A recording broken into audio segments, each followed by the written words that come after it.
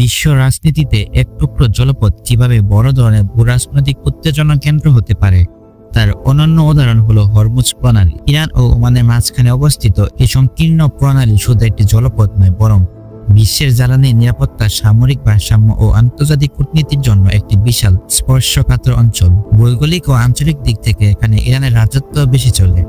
বিশ্বের মোট ক্রুড অয়েলের প্রায় 20%, যা প্রতিদিন প্রায় 18 মিলিয়ন ব্যারেল তেল এ পথ দিয়ে পরিবাহিত হয়। সৌদি আরব, কুয়েত, ইরাক, সংযুক্ত আরব আমিরাত, কাতার সব দেশ তাদের তেল এই পথ দিয়ে রপ্তানি করে থাকে। হরমুজ প্রণালী বন্ধ হওয়া মানে শুধু ইরান যুক্তরাষ্ট্র নয়, বরং বিশ্ব অর্থনীতিতে জ্বালানি বাজার ও সামরিক ভারসাম্য চরম হুমকির মুখে পড়বে। এই পথ দিয়ে প্রতিদিন প্রায় $1.44 বিলিয়ন মূল্য তেল পরিবাহিত হয়, যা প্রতিদিন 17,000 কোটি টাকারও বেশি। এই প্রণালী যদি কখনো বন্ধ হয় তাহলে যুক্তরাষ্ট্রের জ্বালানি নিরাপত্তা, মিত্রদের স্থিতি এবং বিশ্ব ব্যবস্থার নেতৃত্ব সবই হুমকির মুখে পড়বে। তাই আজকের এই ভিডিওতে আমরা আলোচনা করার চেষ্টা করব হরমুজ প্রণালীর গুরুত্ব এবং ছোট ও সংকীর্ণ প্রণালীর বিশাল প্রভাব। বিশ্ব রাজনীতিতে এককালীন সংকীর্ণ জলপথ আজ আন্তর্জাতিক উত্তেজনার কেন্দ্রবিন্দু।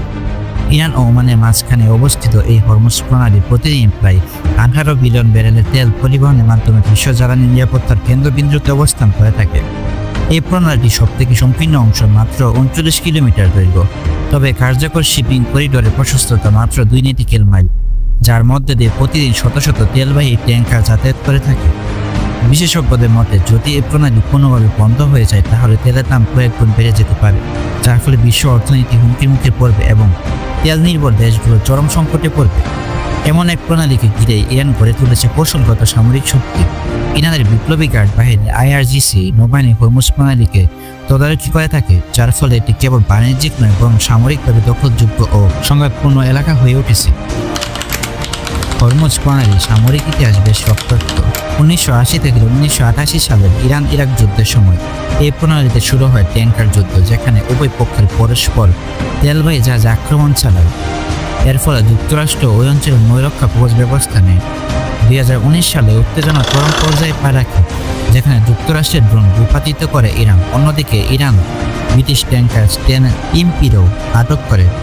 এসব ঘটনার কারণে প্রণালীটি হয়ে ওঠে এক চলমান জ্বালানি সংকটের বারুদের স্তূপ।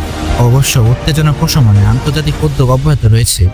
যুক্তরাষ্ট্র, ব্রিটেন ও ভারত সহ কয়েকটি দেশ মিলে বার্ষিক IMX আয়োজন করে থাকে তেলবাহী জাহাজগুলো যাতে নিরাপদে চলাচল করতে পারে। তার জন্য 2009 সালে একটি আন্তর্জাতিক নৌসুরক্ষা জোট গঠন করা হয়। কূটনৈতিকভাবে পশ্চিমা বিশ্বের নিষেধাজ্ঞা ও চাপে থাকলেও ইরান নিজেদের অবস্থান থেকে সরে আসেনি, বরং তারা মাঝে মাঝে হুমকি দিয়ে থাকে যে হরমুজ প্রণালী বন্ধ করে দেওয়া হবে যদি ইরানের তেল রপ্তানিতে বাধা দেওয়া হয়। এই হুমকির জবাবে যুক্তরাষ্ট্র ও বন্ধু রাষ্ট্রগুলো সতর্ক অবস্থানে থাকে। মূলত এসব কারণে যুক্তরাষ্ট্র কোনো প্রকার বাধা ছাড়াই মধ্যপ্রাচ্যে তার সামরিক ঘাঁটি বৃদ্ধি করতে সফল হয়, যা বর্তমান সময়ে মিডল ইস্ট এর গলার কাটার মতো আটকে আছে। বিশ্বের প্রায় 1/5 তেলের রপ্তানি নির্ভর করে এই হরমুজ প্রণালীর উপর। তাই এই জলপথ শুধু রাজনৈতিক নয়, বিশাল অর্থনৈতিক প্রভাবও রাখে।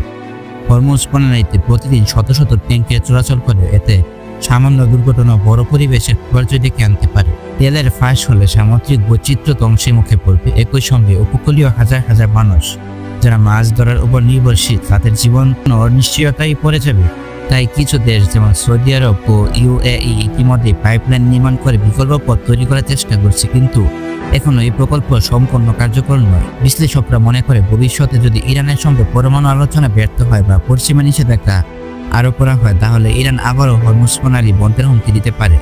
এছাড়াও এই অঞ্চলে AI নির্ভর নজরদারি ও ড্রোন ব্যবহারে নিরাপত্তা আরও জোরদার করা হলেই উত্তেজনা প্রশমনের চেয়ে যুদ্ধের সম্ভাবনাই থেকেই যায়। বিশ্বের জ্বালানি সরবরাহে করা যেন হরমুজ প্রণালী নামক এই সংকীর্ণ দড়ি দিয়ে বাঁধা।